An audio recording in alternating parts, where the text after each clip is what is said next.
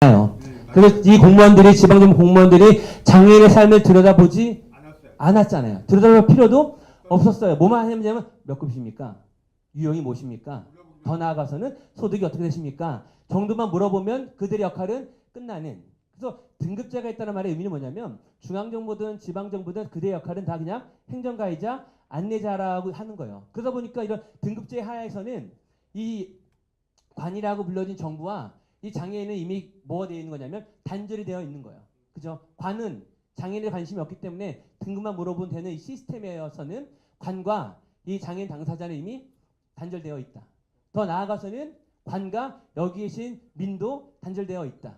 그렇죠? 제가 기대하는 가장 이상적인 모습은 뭐냐면 이 지방정부에서, 특히 지방정부에서 본인이 가지고 있는 강점을 가지고 복지사각지대에 있는 사람들을 발굴하고 민간에서 가지고 있는 강점인 사례관리와 장애 감수성을 가지고 보다 많은 대상자를, 복지사각지대에 있는 많은 대상자를 발굴하고 그들이 할 수 없는 대상자를 여러분들에게 의뢰하고 이런 건강한 민간 협업이 이루어져야 하는데 지금은 거의 이루어지지 않고 있어요. 왜냐하면 등급제에서 이 관의 역할은 뭐냐면 여러분들이 돈을 제대로 쓰셨는지, 여러분들이 잘 별탈 없이 업무하고 계시는지만 물어봤기 때문인 거죠. 그러니까 등급제의 의미는 뭐냐면 두 번째로 관의 역할이 행정가이자 안내자 역할에 불과하다. 그 말의 의미는 뭐냐면 이미 관은 장애인에 대한 관심이 별로 없는 단절된 형 상태를 의미하는 거고요. 더 나아가서 관은 여기에 오신 많은 민간 여러분들과도 별로 여러분들의 관심이 없다라는 것을 얘기하는 단절을 의미하는 것이 이 장애 등급이 존재하는 두 번째 의미다라고 저는 생각하고 있어요. 그리고 세 번째로 장애 등급이 존재하는 의미는 뭐냐라고 물어보면 상당히 행정 편의적이고요. 상당히 행정 효율적인 게 예산을 추계하기가 정말 용이해요. 그렇죠? 우리 사회에서 홍길동이라는 장애인이 어떠한 생활 환경과 어떤 서비스였고 어떤 필요가 있는지 묻지 않아도 그냥 우리 사회에서 몇 등급의 장애인이 얼마큼 있는지, 그래서 얼마나 서비스가 제공되면 되는지만 알면 되는 거잖아요. 그러다 보니까 오늘 이렇게 공동으로 후원하시는 전국장애인차별협회연대 이런 단체에서는 이런 등급제가 뭐라고 주장하냐면 예산을 통제하기에 하나의 장치가 아니냐라는 식으로까지 공격하시죠. 저는 일정 부분 그 말에 대해 상당히 공감하는 바가 커요. 등급의 의미는 상당히 예산을 통제할 뿐만 아니라 예산을 누구 중심으로 하는 거예요? 공급자 중심으로 맞춰가기가 상당히 용이한 제도가 등급제의 의미다라고 저는 생각하는 사람이고요. 그리고 네 번째, 등급제가 존재하는 의미는 뭐냐면 여러분들이 상대하는 클라이언트 혹은 여기 오신 장애 클라이언트의 역할이 그닥 중요하지 않아요. 그냥 공무원이 물어보면 저 몇 급이고요. 이렇게만 얘기하면 되는 거예요. 공무원들을 만나서 나 이게 필요하고 이런 서비스가 필요하고 관에서 민에서 이게 더 필요하다가 굳이 얘기할 필요가 없어요. 얘기할 수도 없어요. 왜냐하면 얘기할 창구가 없거든요. 그러니까 민과 관이 협의체가 되어서 장애인의 욕구와 필요도를 규모를 결정할 수 있는 협의체가 없기 때문에 그냥 장애인은 뭐만 하면 되냐면 나는 몇 등급이기 때문에 이미 정해져 있는 등급에 맞는 사전적 급여를 획일적이고 기계적으로 그냥 받기만 하면 되는 거예요. 거기서 내가 어떤 역할에 대해서 필요하다고 얘기할 필요가 없는. 그래서 등급제의 네 번째 의미는 뭐냐면 장애인을 상당히 소극적이고 상당히 수동적인 존재를 만드는 것이 아닌가라고 말씀드리고 싶고요. 마지막으로 장애인 등급제가 존재하는 다섯 번째 이유는 뭐냐면 여기 계신 분들은 2차적 피해를 보는 것 같은데 여기 계신 분들하고 특히 장애복지관과 같은 지역사회 재활시설에 계신 분들은 장애인 클라이언트와 일정 부분 본의 아니게 단절되어 있어요. 그 말의 의미는 뭐냐면 예를 들면 장애복지관 같은 경우에는 클라이언트를 모집에 대해 걱정할 이유가 전혀 없어요. 늘 클라이언트가 지역사회에 있는 장애인들이 늘 우리 장애복지관으로 오시기 때문에 그건 시설은 좀 약할지라도 이 지역사회 재활시설들은 그냥 정보가 많은 장애인이 그냥 복지관 근처에 사는 장애인이 그 복지관을 이용하는 게 현재 모습이거든요. 그 말의 의미는 이미 지역사회 전달 체계에서조차도 더 이상 많은 장애인을 발굴할 이유가 전혀 없어요. 본인이 가지고 있는 자원으로도 지금 다 제공할 수가 없는 클라이언트들이 많이 확보되어 있기 때문에 이미 여러분들은 보다 지역사회에서 여러분들의 도움을 더 필요하고 있는 보다 사각에 있는 사람들에 대해서 발굴할 수가 없어요. 발굴하지 않는 게 아니라 발굴할 수가 없어요. 왜냐면 여러분들 정보가 없기 때문인 거예요. 만약 여러분들하고 관이 연결이 되어 있으면 관과 민이 연결되어 있으면 보다 사각지대에 있는 이 대상자들을 발굴해서 좀 더 의미 있는 서비스 제공할 수 있었을 텐데 여러분들과 관은 단절되어 있기 때문에 여러분들은 찾아가는 게 아니라 찾아오는 사람들만 서비스를 제공할 수밖에 없는 게 현실인 거죠. 그러니까 여러분들은 관과 단절하고 싶지 않음에도 불구하고 그죠? 여러분들은 이미 어쩔 수 없이 등급제 안에 단절이 되어 있어서 여러분들 하여금 이 클라이언트들하고 단절이 될 수밖에 없게 만드는 게 바로 요 장애 등급제다라고 저는 말씀을 드리고 싶어요. 그래서 누군가 저한테 장애 등급제가 뭐야? 라고 물어본다면 그죠? 장애인에 대한 상당히 의존적 기준인 등급에 의해서 획일적이고 사전적이고 기계적인 서비스 대상자와 서비스 종류와 서비스 규모를 결정하는 제도이며 공공의 역할과 민의 역할을 상당히 축소하고 더 나아가서는 클라이언트인 장애인의 역할도 상당히 축소하는 제도이다라고 저는 말씀을 드리고 싶어요. 그래서 저는 이와 같은 장애인 등급제를 폐지해야 된다라고 말씀을 드리고 싶은데 여기서 중요한 건 뭐냐면 장애인 등급제를 폐지한다라고 말씀을 드리면 많은 분들이 오해하고 계신데 다른 기준이 필요한 건가? 다른 기준을 만들면 되는 건가? 단순히 등급만 없애면 되는 건가? 이런 식의 오해 아닌 오해를 하고 계신데 우리 30년에 걸쳐서 관과 민을 관통했던 하나의 시스템이잖아요. 그죠? 모든 게 등급에 의해서 민과 관이 작동했던 시스템인 거잖아요. 이런 시스템이 없어진다는 말의 의미는 등급을 대체하는 기준이 이런 상당히 지역적인 수준에서의 변화가 절대로 아니거든요. 그 변화의 수준은 관뿐만 아니라 여기 계신 분들도 본질적인 체질 개선을 요하는 상당히 장애복지 현장의 정책과 실천 현장의 근원적인 변화를 요구하는 거예요. 단순히 무엇을 대체한다 이런 의미는 절대로 아니다라는 거죠. 그래서 첫 번째는 뭐가 등급제를 폐지한다라고 했을 때 첫 번째는 뭐냐면 당신이 동일 등급이기 때문에 동일한 욕구가 있어서 동일한 서비스를 주지 않겠습니다라는 거예요. 그 말이 뭐냐면 당신의 모든 생활 재배 환경을 다 고려해서 맞춤형으로 우리가 국가가 혹은 민간에서 맞춤형 지원을 하겠다라고 하는 것이 이 등급제를 폐지하겠다라는 첫 번째 의미고요. 그리고 맞춤형을 주겠다라고 한다면 반드시 두 개가 충족되어지지 않으면 이 맞춤형이 이루어질 수가 없는데 하나가 나오는 종합인증표. 등급을 대신할 수 있는 그 개개인의 모든 상황을 모든 서비스 욕구를 측정할 수 있는 종합판정표가 나오지 않으면 이거는 실현될 수가 없는 변화고요. 두 번째로는 이 등급제 폐지는 관만 움직이는 게 아니라 민도 함께 움직여야 되는데 그럼 관과 민이 함께 협업할 수 있는 전달 체계가 마련되어지지 않으면 이 등급제 폐지는 작동할 수 없다라는 거죠. 그러니까 등급제 폐지의 첫 번째 의미는 맞춤형으로 가겠다. 근데 맞춤형으로 가려면 반드시 종합판정표와 더 나아가서 장애인 중심으로 소비자 중심으로 찾아가는 맞춤형 전달 체계가 있어야만 되겠다. 이 두 가지는 제가 그리는 이상적인 모습에서 좀 더 말씀을 드리려고 하고요. 그 두 번째로는 이 등급을 폐지하겠다는 말의 의미는 이 정부의 역할을 행정가나 안내자가 아니라 긴장하셔야 돼요. 왜 긴장하셔야 되냐면 보다 적극적인 사례 관리자가 되겠다라는 의미인 거예요. 제 판단에서는. 저희가 2010년도에 희망복지지원단에서 공공사례 관리한다고 되게 난리를 피웠을 때 상당히 힘들어하셨죠? 안 힘들었죠? 네, 저만 힘들었습니다. 2010년도에 희망복지지원단에서 공공사례 관리한다고 했을 때 그죠? 여기는 장복이니까 좀 덜 힘들으셨는지 모르겠는데 종복은 죽을 판이었어요. 그죠? 종복에서는 왜 우리 역할을 잘하지도 못한 당신들이 가져갑니까? 라는 식의 상당히 아주 큰 논란이 있었거든요. 근데 이 등급제를 폐지한다는 말의 의미는 행정가나 안내자가 아니라는 거예요. 정부가 뭐 하겠다고 하냐면 보다 공공사례관리를 더 강화시키겠다라고 하는 것이 역할의 변환인 거예요. 근데 우리가 여러분들이 좀 더 긴장 혹은 좀 더 받아들여야 할 게 뭐냐면 기존에 이 공공사례관리는 지역 단위가 어디였죠? 시군구잖아요.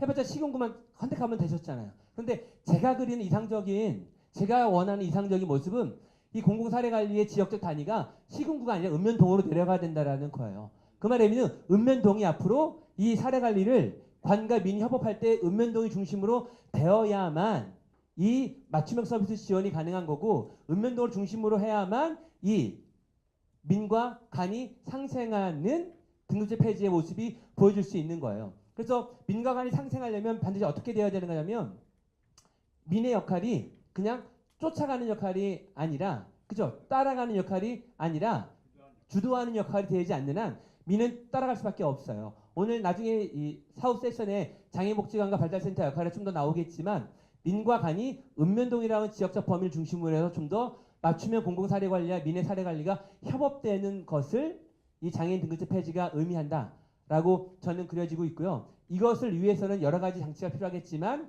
좀 이따 말씀을 드리도록 하겠습니다. 그리고 세 번째는 뭐냐면 이 추계 방식을 아까 말씀드렸대로 정부 편의적으로 예산을 추계하겠다는 것이 아니라 솔직히 선생님들도 딱 생각했을 때 등급이 폐지되면 과연 내년에 이 활동보조든 내년에 장애인연금이든 내년에 기존에 등급으로 줬던 이 서비스의 대상자의 규모가 어떻게 될지 우리가 짐작할 수가 없어요.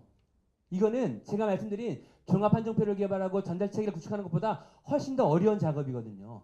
등급이 아닌 보다 모든 욕구와 모든 환경을 고려한 이 대상자를 선별한 이 장치에서 어떻게 예산을 추계할 수 있을까? 이게 상당히 어려운 작업이거든요. 그래서 등급제를 폐지한다는 말의 의미는 보다 예산을 추계하는 것 자체도 상당히 정교한 접근이 필요하다라는 것을 의미하는 거고요. 그리고 마지막으로 등급제를 폐지한다는 말의 의미는 뭐냐면 여기 계신 이 장애인 당사자분들의 역할이 보다 능동적이고 적극적인 역할로 바뀐다라는 거예요. 그래서 이 등급제 폐지하는 이상적인 모습 안에서 민간협의체에 장애인 당사자가 참여하고 민간협의체 장애인 당사자가 참여해서 본인이 원하는 욕구를 드러내고 본인이 원하는 욕구를 어필하는 이런 식의 변화가 장애인 등급제를 폐지하는 제가 개인적으로 바라는 이런 네 가지의 의미라고 저는 생각되어지고 있어요. 그래서 저는 지금부터 뭘 말씀드리고 싶으냐면 제가 원하는 한 명의 개인의 연구자로서 원하는 이런 등급제 폐지의 의미가 어떻게 이상적으로 실현될 것인지 제가 여기 본문에 담은 거는 제 기준에는 되게 낮은 수준입니다. 여기 300분 넘게 계시잖아요. 그럼 등급제가 폐지되는 그 이상적인 모습이 300개가 넘을 거라는 얘기죠. 근데 제가 제안하는 모습은 제 기준에 상당히 낮은 거예요. 근데 여기 오신 분들 중에서 아 저게 낮은 거야? 이게 이번 정권에 되겠어?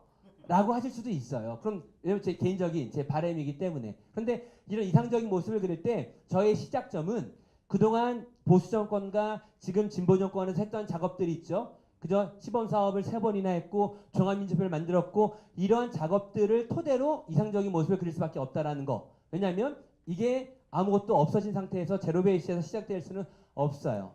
기본적으로. 그래서 보시면 저는 그 표에 나온 것처럼 그 김희상 씨가 제가 그리는 이상적인 모습인데 눈치채시는지 모르겠지만 제가 원고를 쓸 때 가장 많이 고민한 부분입니다.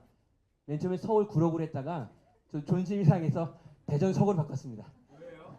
제가 대전에서 왔기 때문에 자기 중심적으로 하려고 원래는 그 서울 구로구였는데 그 대전 서구로 바꾼 점점 양해를 저 구하고요. 괜찮아요. 김희상 씨의 삶의 모습을 잠깐 소개해드리면 부모님과 함께 살던 김희상 씨가 교통사고 당했죠. 흉추 3번 다쳤죠. 3년 재활했죠. 그리고 2년 동안 집에서 하반신마비 있었죠. 그 다음에 2년에 걸쳐서 하반신마비 있다가 인터넷 통해서 자립생활하게 되었죠. 그래서 부모로부터 나오고 싶어 했죠. 여기까지가 이제 김희상 씨가 직면한 현실이에요. 그래서 부모랑 합의하고 김희상 씨가 바로 어디를 간 거예요? 장애 등록 절차 없이 읍면동에 있는 마천복지팀에 가서 본인이 원하는 욕구를 그 담당자에게 첫째, 둘째, 셋째, 넷째, 다섯째, 여섯째를 요구한 거예요. 첫째부터 여섯째까지 요구를 맞춤형 복지팀의 담당 공무원에게 요구를 하고 그래서 맞춤형 복지팀의 담당 공무원은 지역사회에 있는 그 장애인고용공단, 장애인복지관, 자립생활센터, 자원봉사센터 이런 민간 여러 가지 협업기관들로 이루어진 맞춤형 사례지원팀을 소집해서 이분들에 대해 어떻게 개입할 것인지를 이제 사례를 하는 거예요. 그래서 첫째부터 둘째, 셋째, 넷째, 다섯째까지의 그 결론은 뭐냐면 읍면동에 살 수 없는 것은 어디로 보낸다? 시군구로 보내겠다. 그죠? 첫째가 그렇죠. 그 둘째, 활동보조지원제도, 장애인연금, 보조기기 같은 건 종합한정표로 주겠다. 근데 중요한 포인트는 뭐냐면 활동지원제도 같은 경우에도 기존처럼 인정등급이 몇 등급이면 추가가 독고가 얼마이면 주는 게 아니라 그 개개인별로 별도로 사정해서 급여량을 개인별로 주겠다. 장애인연금도 20만 원 획일적인 게 아니라 장애인연금도 소득을 기준으로 해서 차등하는 것이 아니라 그 개개인이 얼마나 재활비용이 들어가고 얼마나 교통비용이 들어가는지를 고려해서 주겠다라는 식으로 바뀌는 게 제가 그리는 이상적인 거고요. 그리고 감면 할인 같은 이런 기본 공공이나 민간에서 제공하는 감면 할인도 종합한정표를 통해서 우리가 충분히 제공되어질 수 있게 하겠다라는 식으로 저는 우리 사회가 가장 낮은 수준으로 변화하길 기대하고 있어요. 근데 이게 어떤 걸 의미하는 거냐면 여기 계신 민에서도 보시면 공공에서 서비스 연계가 의뢰에 왔을 때 못 줄이신 경우도 대부분 많잖아요. 근데 이 판에서 뭐냐면 이미 서비스 연계를 전제하고 서비스를 민에서도 제공해 주겠다라고 하는 거죠.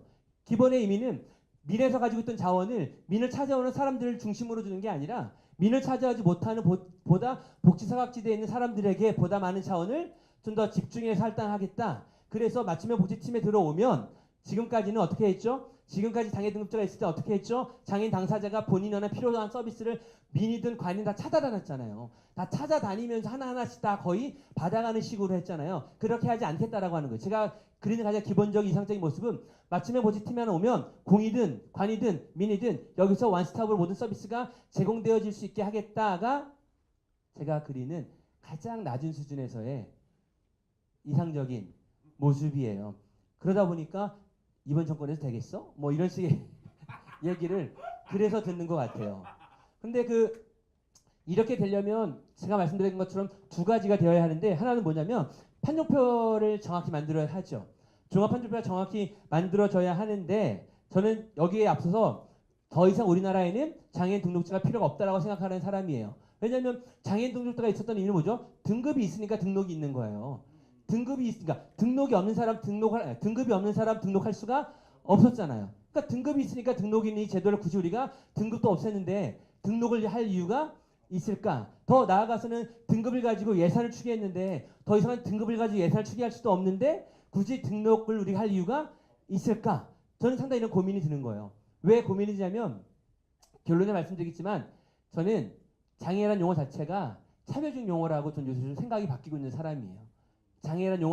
장애란 용어를 쓰는 것 자체가 차별적인 용어가 아닐까, 차별을 조장하지 않을까 이런 식의 고민이 있는 사람이라 저는 장애 등록제도 기본적으로 없어져야 한다라고 말씀을 드리고 싶어요. 근데 이렇게 얘기하면 혹자가 얘기하죠. 그래도 등록이 있는 게 편하지 않겠어? 왜냐하면 기본적으로 우리나라에서 장애 등록만 하면 제공되어지는 상당히 많은 감면 할인 제도가 있거든요. 그죠? 그러면 뭐 굳이 등록만 유지해도 행정 효율적이고 비용도 상당히 감소할 수 있는데 굳이 등록을 유지할 수 있겠어? 저는 이 지점에 상당히 격분하는 게 뭐냐면 저는 공무원들은 얘기하는데 특히 복지부 공무원분들은 얘기하시죠. 등급제는 폐지된 것이다. 그리고 우리 학계에서도 등급제는 폐지된 것이다라고 말씀하시는 분들이 제법 계신데 저는 폐지되었다고 생각한 적이 한 번도 없어요.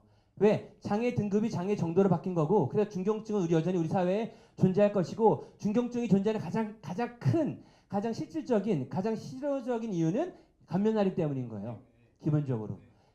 이 중증경증이 있으니까 그냥 기존에도 중경증으로 줬던 1급에서 3급으로 줬던 이런 감면할인 제도가 별다른 장치가 없어도 그냥 유지되는 거거든요.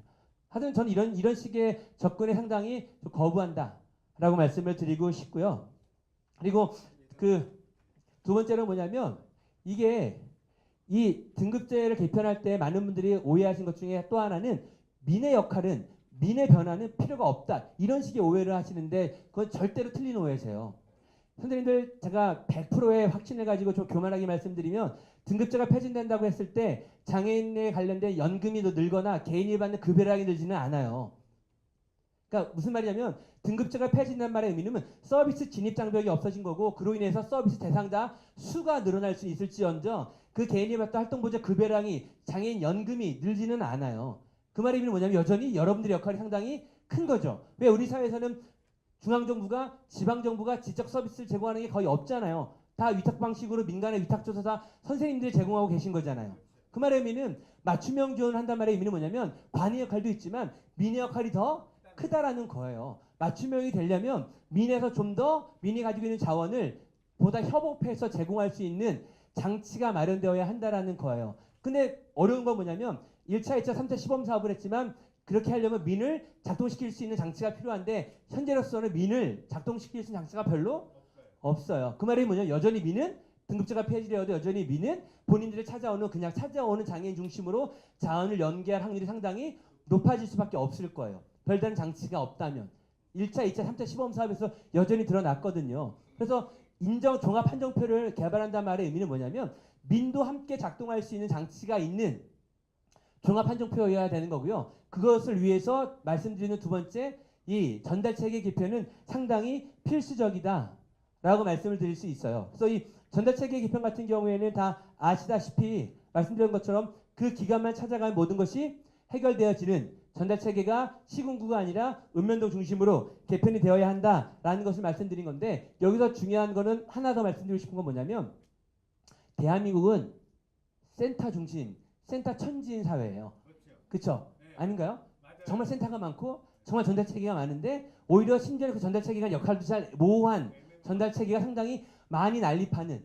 근데 안타까운 건 뭐냐면 제가 말씀드린 이 맞춤형 전달체계는 읍면동 중심이거든요. 그런데 지금 계속 깔려지고 있는 전달체계는 다 시도 중심인 거예요. 시도 단위의 발달, 시도 단위의 건의공의, 시도 단위의 보조기구 다 시도 단위로 깔리고 있는데 이 읍면동과 이 시도 단위는 이미 벌어져 있어요. 중간에 누군가 컨트롤할 수 있는 거 아무것도 없는데 지금 읍면동으로 가겠다고 얘기는 하는데 다 시도 단위로 무언가가 펼쳐지고 있는 요 중간 지점에 이 컨트롤할 수 있는 조정 장치가 있지 않는 한 상당히 전달체계 개편 이 폐지가 되었을 때 혼란이 야기될 수도 있겠다라고 좀 말씀드리고 싶고요. 좀 빨리 좀 끝내려고 할게요. 뭐 시간이 짧네요. 그러면 내년부터 어떻게 해고될 것 같으신지요? 저도 잘 몰라요. 왜냐하면 정보가 없거든요. 저는 뭘 기대하고 있냐면 우리 김기룡 차장님 오셨는데 김기룡 차장님이 가장 핫한 정보를 가지고 계세요. 여기 등부제 TF 위원이시기 때문에 우리 현존한 대한민국 현존하는 사람들 중에서는 가장 핫한 데이터가 있어서 상당히 저도 기대하는 바가 큰데 저는 올해 3월 달에 나온 장애인정책 조정위원회만 가지고 예측을 하면 그 박스에 있는 것처럼 별거 없죠. 19년 7월 일상생활 지원, 20년 이동 지원, 22년 소득고용 지원으로 더 종합한정표의 서비스 대상을 늘려가겠다. 그리고 시군구의 민간 협의체를 만들겠다. 요 정도예요. 요 정도만 밝혀진 거고요. 그것 때문에 밑에 있는 사례처럼 내병면 4급도 활동보조를 신청해서 받을 수 있고 그리고 지체 3급도 그냥 장애인연금을 신청해서 받을 수 있고 이런 식으로 등급과 상관없이 종합한정을 통해서 서비스의 범위를 늘려가겠다. 이를 위해서 장애인복지법과 장애인연금법을 장애 등급이라고 했던 것들을 장애 정도로 바꾼 정도밖에 없어요. 이게 다예요. 그러면 그 다음 표에 나오는 내년 7월부터 펼쳐질 김현실 씨의 모습은 어떻게 되냐면 김이상 씨와 다르게 김현실 씨는 지금보다 나아지는 건 있죠. 왜요? 지금보다 뭐가 나아졌죠? 공공이 좀 더 역할을 많이 했죠. 읍면동에 가서 신청하면 되잖아요. 공공의 역할이 강화되었죠. 그리고 등급이 아니라 맞춤형 종합판정표라고 해서 등급이 아닌 여러 가지 욕구를 종합적으로 고려해서 서비스가 제공되어지잖아요. 이것밖에 없어요. 변화된 게. 그 말의 의미는 뭐냐면 저 같은 경우에 여러 가지 안타까운 게 있는데 가장 크게 안타까운 것 중에 하나가 뭐냐면 이런 전달체계에서는 민간 협력은 일어나기가 상당히 어려울 거예요. 이 등급제 폐지의 가장 성패가 민간 협력임에도 불구하고 이런 식으로만 어떻게 해서 민을 끌어들이겠다 이런 장치가 없는 한 등급제 폐지가 되었어도 민은 민대로 관은 관대로 혹은 더 심하게는 계속해서 관에 끌려간 여러분들의 모습을 직시하시게 될 거예요. 그리고 두 번째로 좀 더 안타까운 거 뭐냐면 종합한정표를 만들겠다는 말의 의미는 선생님들 서비스 진입 대상을 늘리겠다는 것만 의미하는 게 아니에요. 홍길동 당신이 얼마나 서비스가 필요하십니까? 서비스의 양도 같이 측정을 하는 게 종합한정표의 의미인데 지금 내년부터 7월부터 펼쳐질 종합한정표는 대상자는 넓어지었지언정 급여량이 늘지는 않아요. 기본적으로. 그 말이 상당히 반쪽짜리밖에 될 수밖에 없는 등급제 폐지 현실이 아닐까라고 저는 얘기되어지고 있고요. 그래서 좀 결론으로 좀 마무리하자면 제가 이렇게 그리는 이상이 있잖아요. 이상이 현실과 상당히 괴리가 크잖아요. 이 괴리를 좁히기 위해서 몇 가지가 있죠. 예를 들면 감면 할인을 적용할 수 있는 판정표를 만들어라. 그리고 대상자의 급여량도 결정할 수 있는 판정표를 만들어라. 그리고 셋째는 민과 관이 협력할 수 있는 조직 개편, 인력 지원, 평가 지표를 개선해라. 뭐 이런 내용들이 있어요. 근데 저는 이런 것도 뭐 읽어보시면 되고 마지막 한 말씀만 드리면 그 아시는 분은 아시겠는데 제 은사님이 그 작고하신 고 이익사업 교수님이신데 제가 정확히 15년 전에 우리 은사님하고 이제 약간 수다 떨다가 이런 질문을 드렸어요. 28살 때 대학원 석사 1학년 때 어떤 질문 드렸냐면 선생님 장애란 용어를 필요합니까? 그게 2003년이었거든요. 활동보조 없었을 때 장애인연금 없었을 때 우리 사회에 아무런 우리 사회에서 개인에게 주던 거는 장애 수당밖에 없었던 2003년에 우리 은사님 때 여쭤봤죠. 선생님 장애란 용어를 굳이 쓸 필요가 있습니까? 우리 사회에서 장애인과 비장애인 굳이 구분할 필요가 있습니까?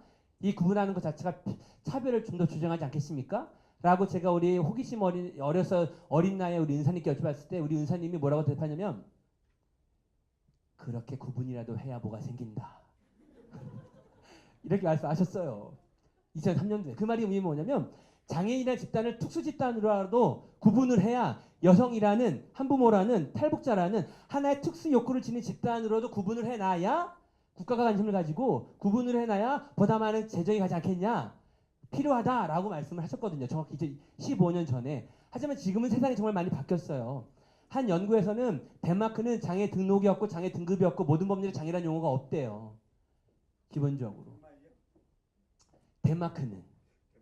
그 말의 의미는 뭐냐면 장애라는 거는 특수한 욕구 집단, 그죠? 그냥 장애라는 하나의 특수 집단이 있는 게 아니라 보편적인 전달 체계에서 그냥 욕구가 좀 더 있는 이런 집단으로 접근을 한다는 거죠. 근데 우리 사회는 여전히 거기에 대한 감이 별로 없고 현 이 진보 정권에서도 심지어는 장애 중경증이라는 정도를 활용해서 뭔가를 하려고 하는 이런 느낌은 상당히 좀 안타깝고 그래서 제가 앞으로 20몇 년 좀 더 연구할 일이 남았는데 제가 연구하는 그 시간까지 장애가 없어질까? 모든 법률에 장애가 없어질까?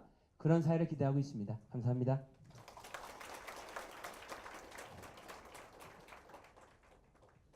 예, 우리 김동희 교수님 아주 열정적으로 발표를 잘 해주셨습니다. 예, 우리 김동희 교수님. 아, 사실은 여러분도 들었습니다만, 근데 굉장히 이제 이상하고 현실하고 이제 다른 걸 많이 느꼈을 것 같아요. 사실은 이제 등급제 폐지한다는 건 아주 뭐 어떻게 보면 굉장히 단순한 일인데 그것이 그렇게 단순하지가 않다는 거죠. 진짜 전달 체계의 틀을 바꿔야 되기 때문에 아마 그런 것 같습니다. 뭐 그냥 등급이 있고 없고보다도 우리나라 법 체계라든지 모든 틀을 다 갖춰야 되는데 그런 그가 이제 그 기한이 있는 이런 측면에서 잘 될 수 있을까? 아마 아까 우리 우리 김동기 교수께서 발표할 때 아마 여러 가지 그런 이야기를 많이 해주신 것 같습니다. 굉장히 좀 바람직한 것 같고 그렇게 나아가야 되지 않겠나 그런 생각이 듭니다. 그래서 이제 진짜 장애를 가지고 있는 이런 분의 욕구에 맞는 그런 맞춤형 서비스, 사례 관리가 되고 있고 그렇게 돼 줘야지 이제 된다. 저도 그 100% 동감하고요.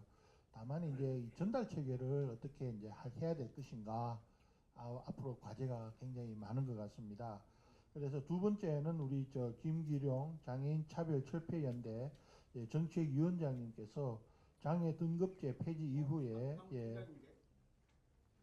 장애인 복지 서비스 체계를 어떻게 개편할 것인가 주로 장애계 요구를 중심으로 해서 서비스 체계 개편 방안에 대한 발제를 해 주시겠습니다. 한 25분 정도로 좀 압축을 해 주시면 고맙겠습니다. 파워포인트로 어떻게 해야 되나? 그냥 해요. 그거 다 줘야 돼요. 아니 준비하지 마세요. 예, 준비해 오셨으면 지금 하시죠. 예. 죄송합니다.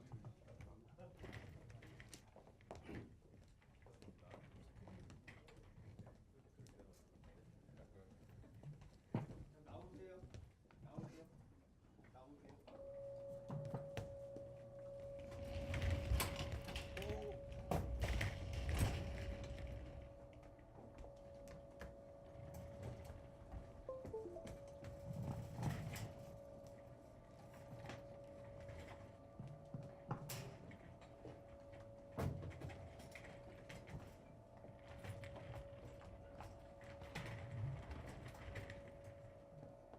네, 안녕하십니까. 저는 소개 안녕하세요. 이 전국 장애 차별 철폐연대 정책위원장 자격으로 오늘 나왔는데요. 뭐 알고 계신 분도 계시겠지만 저는 그 전국 장애 부모연대에서 일하고 있습니다. 사무총장이잖아요. 그래서 오늘 이제 제가 이 장애계 요구를 중심으로 해서 그 장애 등급제 폐지 이후에 장애인 복지 서비스 체계 개편 방안을 중심으로 이렇게 말씀을 드리겠습니다. 안 나오는데. 네, 뭐 이게 아마 해야 되나 봐요. 예. 저 근데 아까 이제 저 뒤에 저 뒤에 그 저 뒤에 김동기